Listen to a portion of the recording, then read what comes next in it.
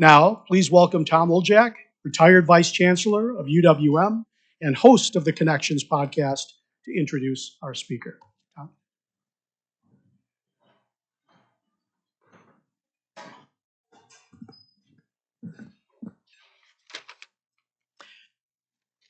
Father Michael Simone arrived in Milwaukee a year ago to become the pastor of the Church of Gesu at Marquette University, after serving as associate pastor at Old St. Patrick's Church down in Chicago. He came to Gesu just as the church kicked off a $10 million renovation of the upper church, which is now closed for the next year or so. So he's been a very busy fellow overseeing the remodeling and leading the fundraising for that project. Because Jesuit priests move around a lot, you won't be surprised to learn that Michael has worked in many different cities, serving at parishes in Detroit, Boston, and Toledo. His ministry also took him to Ireland, where he worked with the homeless in Dublin. And he's been a chaplain in a prison and a chaplain in a VA hospital.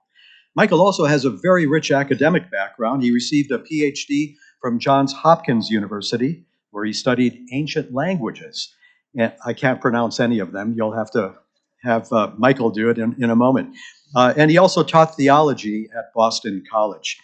He's also a contributing editor to the prestigious Jesuit magazine, America, and he continues to write for many other publications. It's an impressive resume, but as a member of Gesu Parish myself, I've learned that Michael is one of the most down-to-earth and approachable fellows that you might ever want to meet.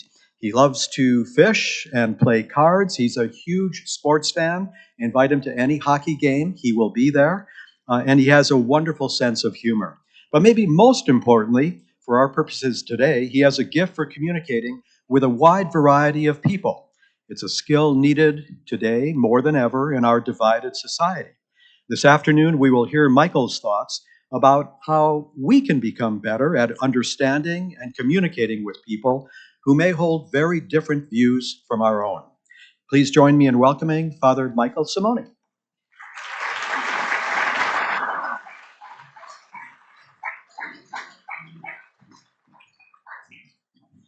Well, it's rare that I get introduced by somebody who's my height and the microphone is set where it needs to be. So I'm very grateful for that, although I'm going to push it back just a little bit because I want to be able to look at my notes.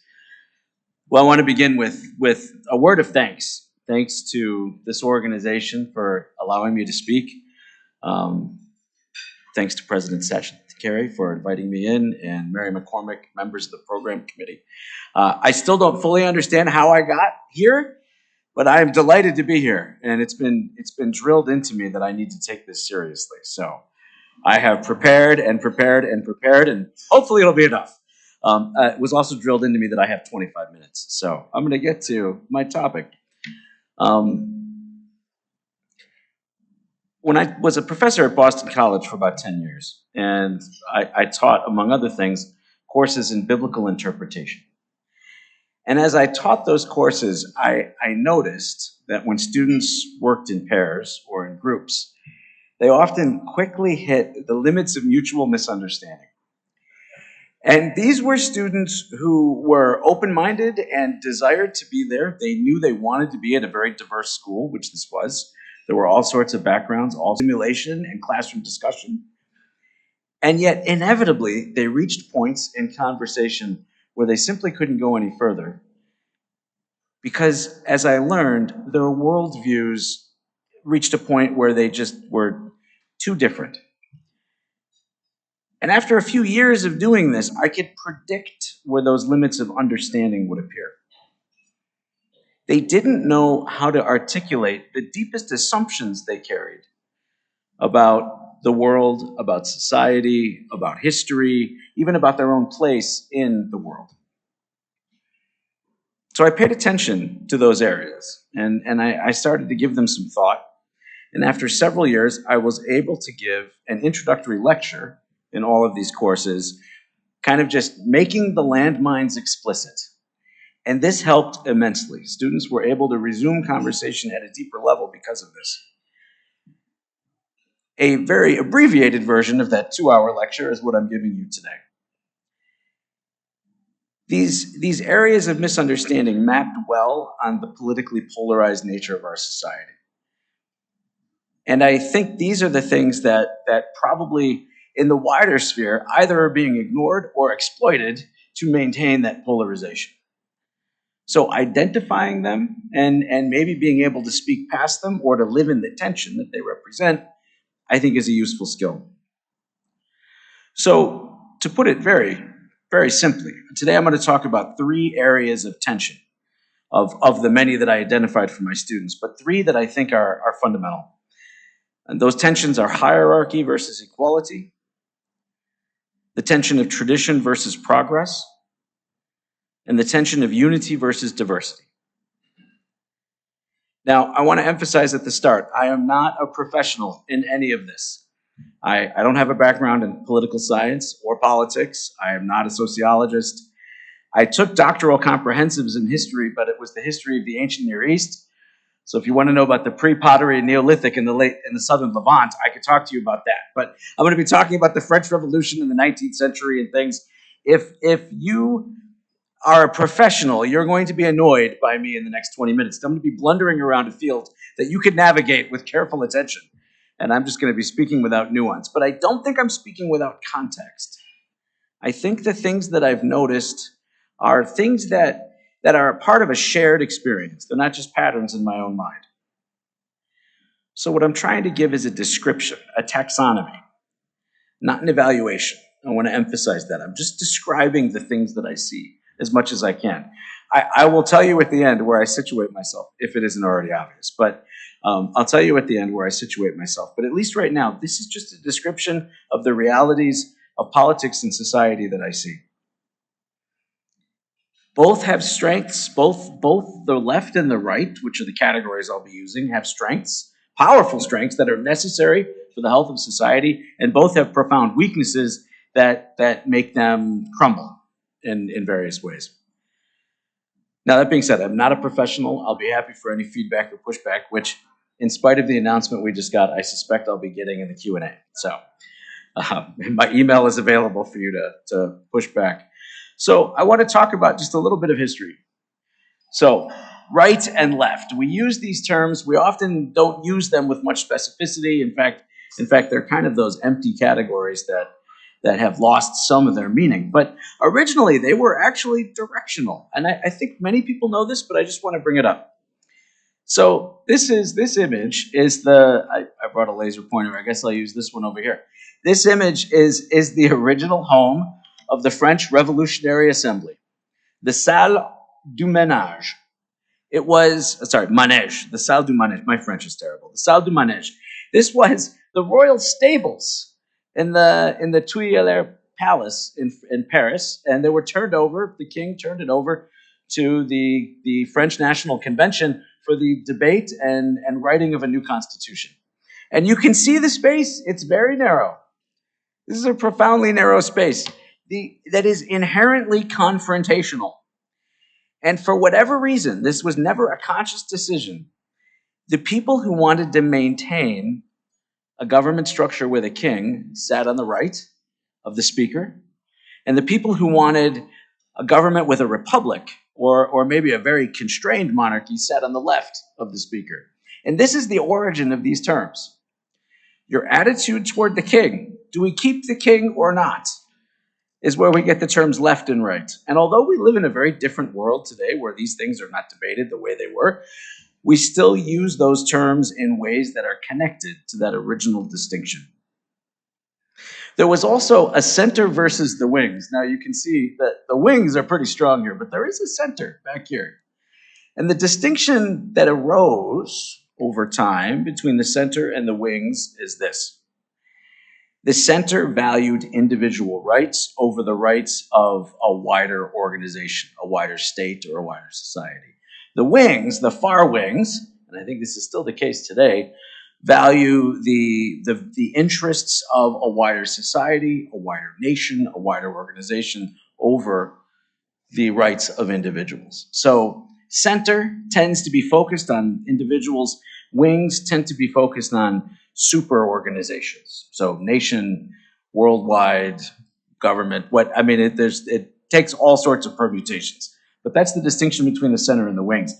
Today, I'm not going to be working that distinction too hard in the interest of time, but it'll be there kind of in the background. So, your opinion of the king redounded to your opinion of hierarchy versus equality. So people on the right in that room, but then in general, tend to understand a society that's organized vertically.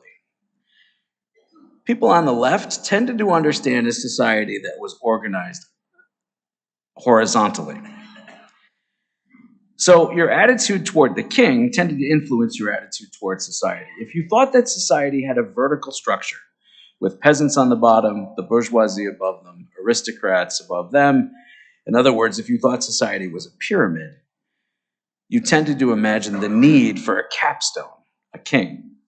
And so you structured your political ideas around that pyramid. People on the right tended to believe that social hierarchy was a natural phenomenon and that it was basically good. The center right wanted to reform it. They understood that it could be abused, and what they wanted to create was a hierarchy of excellence, so that people, through developing their own talents, their own skills, would demonstrate their place high on the hierarchy. Modern day European Christian Democrats tend to come from that tradition. If you know about European politics, I read The Economist, so I read about this stuff all the time. The far right, meanwhile, the wing, wanted to keep the social pyramid intact completely. They wanted to write it into the laws of the state and the church. This was the pre-revolutionary monarchy in France, had this as convention. They wanted to solidify it. The center right believed in hierarchies of excellence. The far right believed in hierarchies of being, that you were born into your spot on the hierarchy. And the best you could do is just identify it and live out of it there. Now, if you were on the left, you thought that society had a horizontal structure. This is Thomas Jefferson in the United States. This is John Locke in Europe. If you thought that all men are created equal, you tended to question the need for a king. You tended to be ready to abandon the institution altogether. This was a relatively new thought in the 1700s, but it had roots actually in medieval piety and in the Christian scriptures. But it was politically very new. The idea was that social hierarchy is not a natural phenomenon. It's a human creation, and it's basically exploitative. That even hierarchies of excellence value certain features that are arbitrary. You can be an excellent neighbor and an excellent friend and receive no social benefit from that. Whereas if you're good at programming, or if you're good at certain other skills, you will receive a ton of social benefit from that. This is arbitrary, and reveals that hierarchies tend to be human creations that are made for reasons that have nothing to do with actual excellence. So the center-left thought that if the supports were kicked out, the legal supports, the institutional supports, that hierarchy would just wither away on its own. So they worked for the abolition of feudalism, universal franchise, universal education, equality before the law. This is the left, the center-left in Europe and in the United States in the 19th and early 20th centuries. These are European social democrats today. The far left wanted to hit the reset button on society altogether. They wanted to do away with anything that smacked of hierarchy and simply replace it with a society based on reason. We got this in the French Revolution. It did not happen in the United States, but this happened in the French Revolution, which, as we all know from college, this did not prove to be an enduring way of rebuilding society. But it does lay the roots for 19th century anarchism. And I'm not talking about the Hells Angels here. I'm talking about like principled anarchism that was a political idea for most of the 19th and early 20th century. And then also for certain forms of communism. This is what the far left wanted, was a completely flat structure to society. And to hit the reset button, revolution is their keyword. So I just want to give some examples of hierarchy as it's embodied. Hierarchy and equality as it's embodied. Oops, There we go. So hierarchy. I'm a Roman Catholic priest. The Roman Catholic Church is an unabashedly far-right hierarchical organization. One of our most liberal documents is the Constitution of the Church from the 1960s called Lumen Gentium that indicates that the Pope and the bishops are instituted by God for the governing of the church. This is far-right thinking, at least in our modern age, right? That God has somehow written into the nature of reality that we need to have these individuals leading us. This is Pope Francis, who's probably our most liberal pope, but I mean, he's in that spot, right? So I put that as the far right. Now, there are other examples of far right politics I could use that would be a lot more incendiary, but I think this is one that, well, if you're Catholic, you encounter it every day. And if you're not Catholic, you still drive by our churches, so there you go. The center right, any university. Now, I know universities have a reputation for being like crazy left, whatever. That might be the student experience. When you're a faculty member, it is a rigid hierarchy, right? If you are an assistant professor, you know you are not an associate professor. And if you're an associate, you know you're not full. And if you're an adjunct, you know you don't count.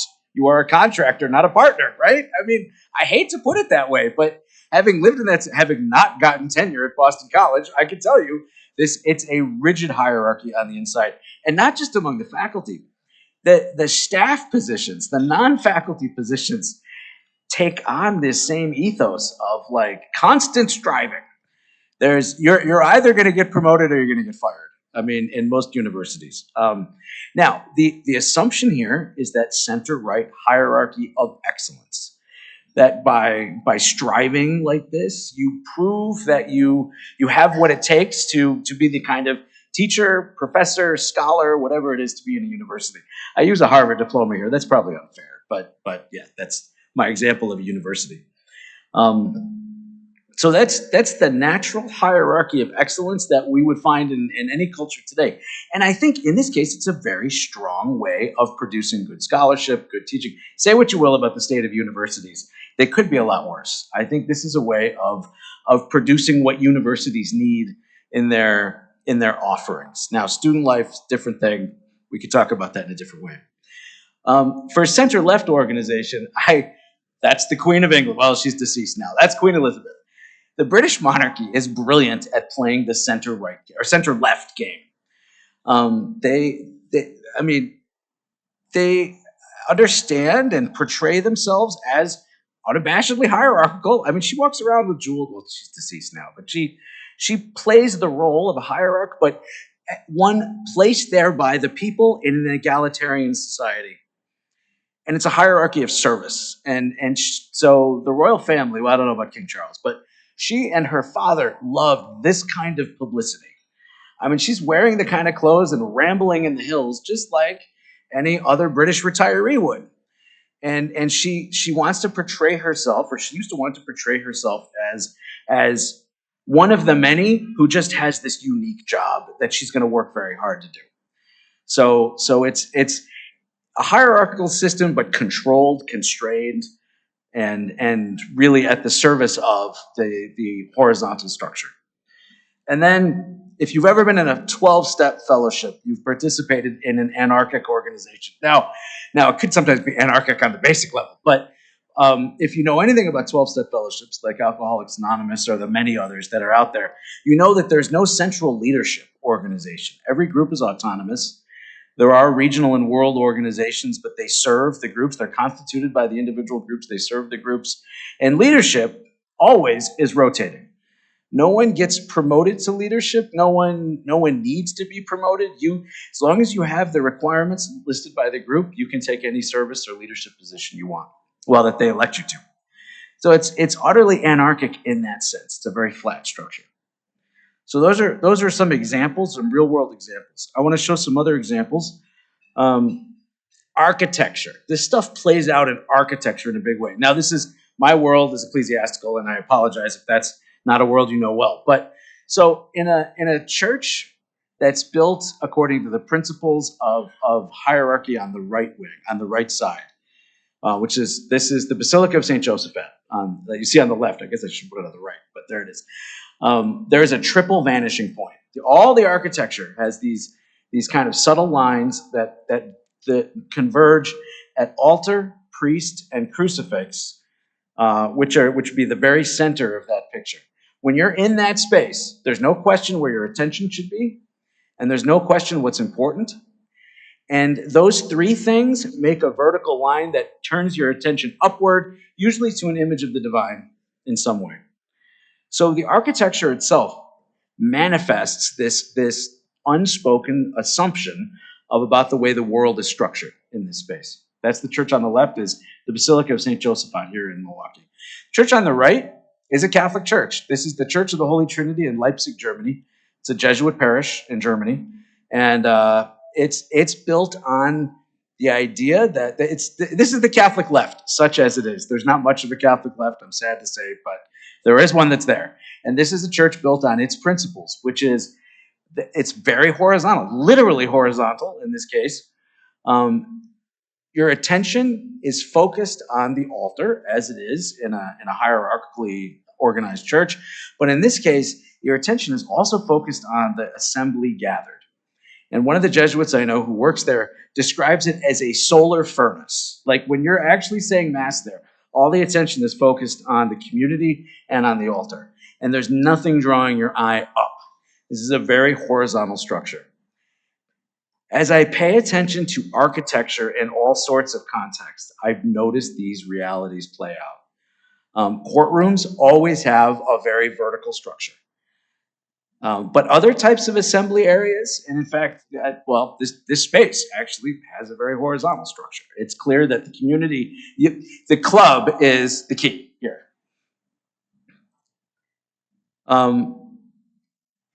I just want to say briefly about politics. So politically, this plays out very strongly, and I think we see it, and I'm not making any value judgments. People on the right tend to be drawn to heroes. People on the left tend to be drawn to movements. People on the right tend to be drawn to charismatic individuals who rise above the rest, whose own personal background or skills or intelligence or whatever make them substantially different from everyone else, and therefore that's their qualities of leadership. People on the left tend to be drawn to people who can articulate a vision that kind of everybody has, but maybe isn't able to put into words, and to share that vision. So again, controversy, and I'm trying to do this descriptively. If you look at President Obama's slogan, "Yes, we can," that's that kind of horizontal movement, of which he was the spokesperson and the leader, right? I mean, there's no question he was the leader, but there was that idea. Whereas President Trump, if you go to his acceptance speeches at the two conventions where he was nominated, he portrays himself very powerfully as the hero, as the person who has the charisma, the background, the skills, whatever it takes to solve the problems that are facing the country. Now, I'll just acknowledge here, I tend to be on the left. When I look at those speeches, I'm perplexed by them at best. When people in my family and my friends who are ardent supporters of his hear those speeches, it's a powerful point of connection, because that's what they want. They want the hero. And they buy it, I don't want to say it that way. Their worldview is a vertical one. And they're like, no, I'm really trying hard. Yeah, I know. It's hard. And then, all right, so I love these two monuments as an example of this. So the Washington Monument, clearly vertical. And also it's a monument to a single individual hero, right? And say what you will about George Washington, he earned that at least. Whereas the Vietnam Memorial, if you've ever been there, it's a scar on the landscape. It's a line. And every name looks like every other name. There's no sense of rank. There's no sense of whether the person died heroically or by snakebite. And I mean, some of these names, these were people who just happened to have a heart attack while they were serving in Vietnam. Their name is there. It's a mass monument. It's a movement. And in that sense, at least, it tends to be a very left-wing view of how to memorialize these names. So I'll just leave it at that, because I know we're already running low on time. All right, next. Dress is another way that this comes across. So if there's headgear involved, it's probably a hierarchical worldview, right? It's probably a vertical worldview. As an aside, Gesu Parish is in the process of becoming named a basilica. And if it does become a basilica, I get a special kind of headgear that's got a little ribbon on it. And don't think I don't want to wear it. Now, my brother Jesuits will mock me till I'm dead, but I get a hat, right? Okay. It comes out in dress. So this is a famous picture of Jackie Kennedy and Nina Khrushcheva from the Vienna summit in 1961. Jackie Kennedy is wearing Coco Chanel, and Nina Khrushcheva is wearing a Soviet housewife's dress. Now, Nina Khrushcheva, she was the brains. She was good at chess. Khrushchev was good at poker, right? She was probably the brains behind his whole career. She knew exactly what she was doing. The propaganda value of this is she's dressed like any other Soviet woman. It's a very leftist way of thinking about dress. Whereas Jackie Kennedy knew she had to be the wife of the ruler of the free world, right? And so she wore probably the edgiest fashion she could get her hands on. And she wore it well, right? I mean, so this picture is a great example of these two different worldviews side by side. I should have gotten one that didn't have a table in front of Nina Khrushcheva, because that is a truly questionable dress. But this is the way this stuff can come out. So just to summarize, vertical social structure versus horizontal social structure is one of those really deep, unconscious assumptions that govern so much of our worldview. And our attitude toward personal relationships, possibly toward career, toward our use and engagement of public space, toward the way we dress, and at least for some of us, the way we even worship is determined by these unspoken worldviews that we might not even be able to articulate to ourselves. Next, tradition versus progress is the second of these stumbling blocks. These are bound up closely with attitudes towards social structure. Do you look to the future or to the past for guidance? So if you have already kind of a vertical understanding, this implies that decisions about value are already made and settled, that there's wisdom from the past that's necessary, that you have to go back to receive. If you tend to have a more horizontal, egalitarian social structure, this suggests everything is under review. In fact, if you're on the far left, you're always ready to hit that reset button and try again. This suggests that there maybe not something in the past to guide us. So the right, again, tends to look back toward Eden or back toward a golden age. The left tends to look forward toward utopia, to a better world, to a new Jerusalem, whatever that future point is. Both are mythical. Human reality is just one thing after another after another. We're the ones who impose the structure on it. But these particular structures, Eden and utopia, are really powerful elements of a worldview that can structure the way that you think about what's going on around you.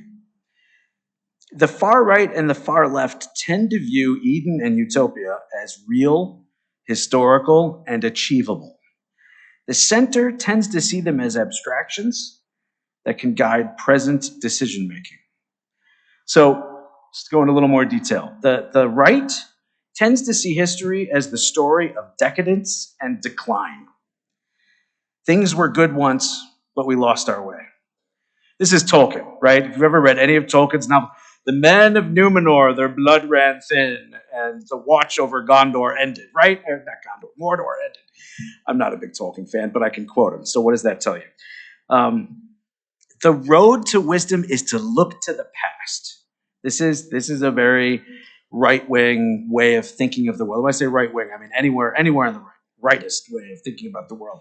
So the foremost example in the Western canon, or maybe the mother example, is Gibbon's Decline and Fall of the Roman Empire. Gibbon was an unabashed Tory who was worried that the British Empire was going to fall, so he studied the fall of the Roman Empire and came up with this narrative of it. Rome had its golden age under the Antonine emperors, but then inferior men took charge, and it all fell apart. In this worldview, this understanding of history, the lesson of history is what we did. So there's two ways to talk about history: what we did and what happened to us. On the right, it tends to be the story of what we did, because those actions in the past have continuing relevance. If you believe that part of human decision-making should be restoring the goodness of the past. Now, if you're on the left, history is the story of advancement and progress. We're getting better and better every generation, materially, intellectually, morally. The road to wisdom is to imagine the future. Every generation adds to the sum total of human knowledge and moral rectitude. There's no greatest generation. Every generation has its greatness. So this is Harry Potter. Again, I'm terrible in the references I'm giving, but Harry Potter, right? Right? Like what those wizards of the past that did such wonderful things. How are we different from them? They were once students like us. This is Harry's great speech in the Room of Requirement. You have no idea what I'm talking about, and I respect you for that. I respect you for that. All right. There's every generation has something to add. When I hear they're deceased now, but when I heard my grandparents, it's my Sicilian grandparents, talking about people of other ethnicities or races, I was horrified by what came out of their mouth, right? Like, I imagine myself to be morally progressed from them. And that's just that this is a progressive worldview. The lesson, so the foremost example of this is Karl Marx. Karl Marx was great at talking about the future as the guide to the present. And so his response to Gibbon is something like this. The Roman Empire fell because it was always an artificial construct. It was a few men with power who could inflict pain on others to exploit them. At every time in the Roman Empire, at every moment of the Roman Empire, there were rebellions, there were slave uprisings, there were breakaway provinces. There was constant grinding subversion of Roman rule. And eventually it just ceased to exist. And if you know the fall of the Roman Empire in the West, I find that a compelling description of it. The East, it's a little different. But in the West, at least, it just kind of peters out. And this is Marx's point, is that it was always artificial and it was always going to go away because it wasn't real. The lesson of history on the left tends to be what happened to us and what that means for us today. So the lesson of history on the left tends to be written by people who were subject peoples during 19th and 20th century imperialism, or peoples whose voices have never been heard, or people who are just coming to the forefront of their own socially. I had a whole example about Ireland here that I'm not going to use because I only have 5 more minutes. But we could talk about that in the Q&A. Ask me about Ireland. Decay versus progress, though, is the approach to history when you're talking about the left versus the right. So the last one, and this is the weakest, at least in my own mind. This is where I'll stumble a bit, but I'm just going to give it a shot. Unity versus diversity. So the right tends to view unity as the natural state, and diversity as a sign of decay. Where the left tends to see diversity as a natural state, and unity as fictional and potentially exploitative. So on the right, there's often the language of the military as a model of unity. That societies are best, they're strongest, they're most effective when there's common education, a common outlook, maybe a common mythic system or a common ideological system, when there are common goals, common national desires. And they use the military for, now, any of my friends and family who've been in the military, I couldn't serve because all sorts of medical problems, but they'll be the first to say this is not actually how the military is. But the fantasy of the military is that it's this, right? This strong, unified organization that can act very quickly and decisively, which it can do. Unified systems, though, tend to be difficult to change, speaking as a Roman Catholic priest who hopes his church develops different worldviews as the time goes on. That systems can often be difficult to change. And also, I would say too, diversity doesn't just go away. It manifests itself in other ways. So there's no systems that enforce unity, that police unity, are systems that are just generating different forms of diversity. I won't deny the strength, the decisiveness, and the, like, in a crisis, it does help to have this high degree of unity in an organization.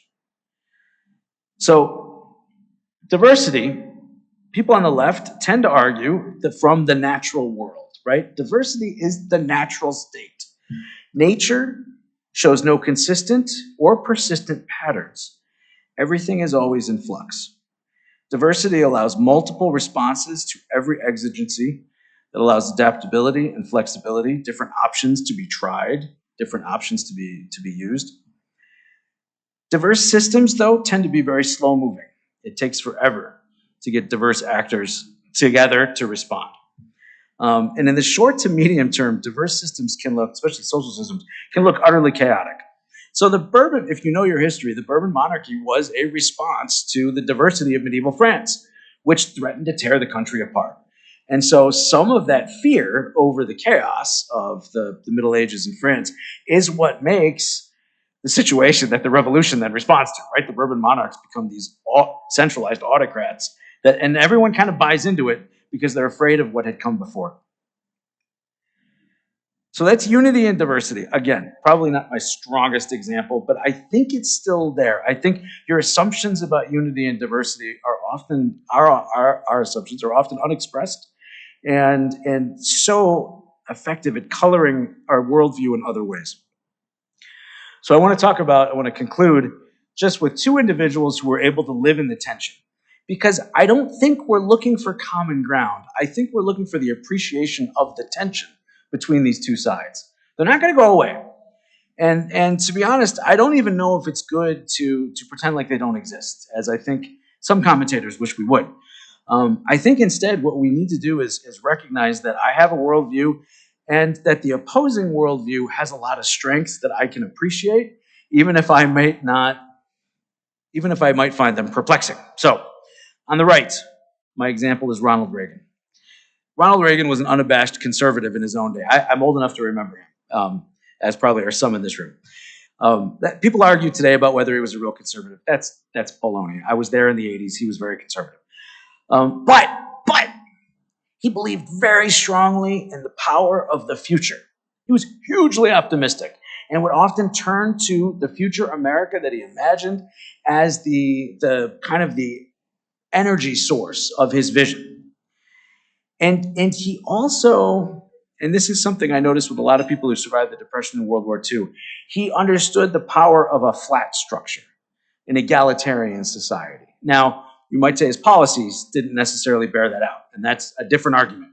But at least in his rhetoric, he understood the power of that. So he lived in this tension. In fact, he embodied this tension. And I think, anyone who lived through the 80s, it was hugely successful to him politically, right? On the left, I think somebody who does the same thing was the Reverend Jesse Jackson. So in my preaching classes, I used to have my students go back to his speeches at the 1984 and 1988 Democratic National Conventions. Because he was the last politician, I'm convinced of this, the last politician in American politics who was completely at home in classical Greco-Roman rhetoric. After him, it's all versions of Dale Carnegie, right? It's all like grabbing for the heart. He knew, it was like listening to Cicero or Demosthenes when you listen to Jesse Jackson. He everything from the exordium to the peroration was there. And so I would have my students, when we were talking about classical rhetoric, I would actually have my students, you could go through his speeches and circle as he transitioned from one element of a classical speech to another. And now, this is the training he received in theology. The African-American church in the United States maintains this, which is why, in a lot of times, black preachers' words burn with power because they have kept up this tradition in a way that many of us, I have not. I wish I had. He, though, was probably as far left as you could get in 1988 and still be part of the American mainstream. He lived in that tension. A very forward-thinking, progressive vision politically, but he was able to use these very classical tools to communicate his vision.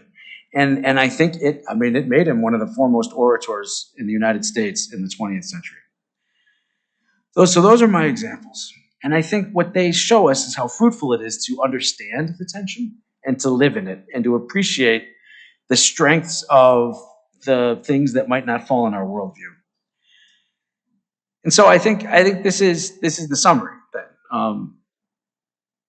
We don't want common ground is useful. I'm not saying that, but I think an increased appreciation of the tensions and learning to not resolve them, but live in them will allow us to talk to each other again.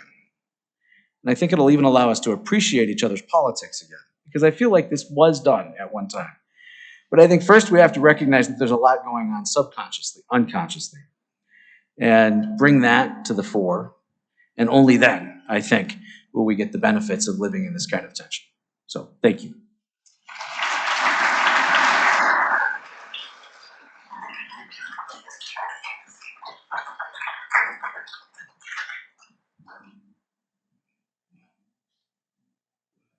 Thank you, Father. You've certainly given us all a lot to think about. And I wouldn't be surprised if there were a couple of people that had a question or two for you. We'll see if anyone is. Here comes Teresa. Are you coming up here? Good. Okay. And if not, we'll have time to hear about Ireland. So. I'm not running away, but I'm going to get some water while you're talking. Yes, absolutely. Just wanted to say I'm Teresa Esser. My grandparents met singing in the choir at Gesu. So I've always had an appreciation for Gesu. And my question is, could you tell me about Ireland?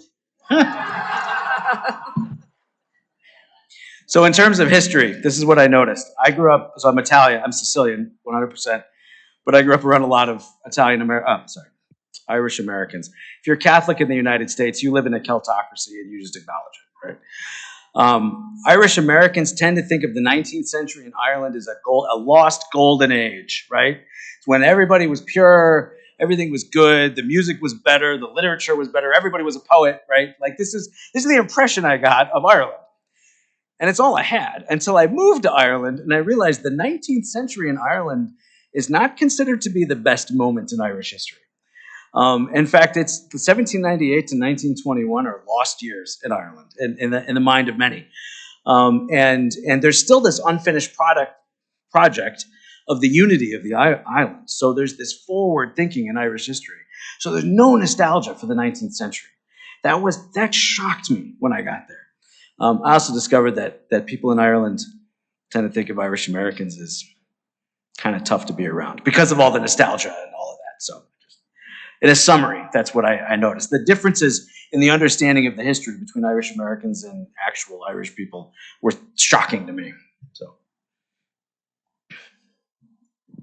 my name's John Frankie. As a woke conservative who wants to lean perhaps toward the left side of your three verses, I'd like your thoughts on the proposition that if you look at how we evolved for 70 million years before we started to think in terms of right and left, that evolution tends to favor the right side of each of your three examples. Maybe I'm wrong, but and if you agree with that, then how do we, as a species, start to change that if we want to succeed in moving toward the left side? I don't know if the question makes sense. No, it does. I'm not making light, but the fact that you ground this in like human nature is kind of the nature of a center-right conservative, right? Like that this is just part of what we are. And it's hard to get past it. So Edmund Burke, Edmund Burke's History of the French Revolution is that what you just said, like they're the things that we have accumulated, the cultural mores, the cultural patterns that we've accumulated have value, even if they look arbitrary. And breaking away from them is dangerous. To which I would say, I think a lot of what we think of as ancient is really only as recent as the 1500s, which is still a long time ago. But I think it's the modern world that's created a lot of these ideas that we still have today. If you go to like medieval social structure, it was competing and cooperating estates. It wasn't necessarily a hierarchical pyramid. Later historians present it that way, but when you actually read medieval documents, they don't imagine themselves to live in that kind of hierarchical world. The king was not, Henry II was a warlord. Henry VIII was an absolute monarch, right? Like that was not the case before the modern period. So I guess this is my way of saying I question whether or not this is part of our evolution as a species. I think it's our evolution in terms of Western European modern nation states. But I think those were choices that were made. Those choices were made for specific reasons in that moment. And I think we can make different choices today. So that puts me on the center left, I think. Yeah. I don't know. Did I respond to your question? I feel like I talked a lot there. Yeah, thank you. Give me hope. Maybe I'm thinking in terms of the evolution, our tribal evolution. Okay. Where we evolved to survive by cooperating within our tribe in an extraordinarily strong way, but not cooperating with the tribe across the river. Gotcha. And that that tension that we still carry with us tends to push towards the right side of your three propositions. So one of the things I studied as I studied the pre-pottery Neolithic in the southern Levant, the development of markers of ethnicity. So when you started to develop social structures beyond family or clan, you had to have shorthand markers to determine who was in and who was out. Because you might see somebody who was in your tribe, but you'd never seen before. And what those markers of ethnicity did was give opportunities for communities to be larger than just your band and then the band across the river. That is about as old as the modern human species. So I would say written into our species is also, part of our evolution is also this idea that we can keep expanding the circle and expanding the circle. It's probably the shortest answer I could give without consulting a library, but. Thank you. Yeah. I think we have time for one last question, Carol. I'm sorry that I went so long. I apologize. I'm Carol Alexander. Thanks so much for coming to speak today. So in your three categories, I found myself like all over the map. And I'm just wondering with your students, as you kind of discovered your ideas about this, like where did you find them like mostly leaning? So the joy of working with and these were mostly grad students, but they were still in their early 20s. The joy of working with young people is they're a different person every 6 weeks, right? If you teach high school, that's always the case, right? But even at grad student level, like they're working things out.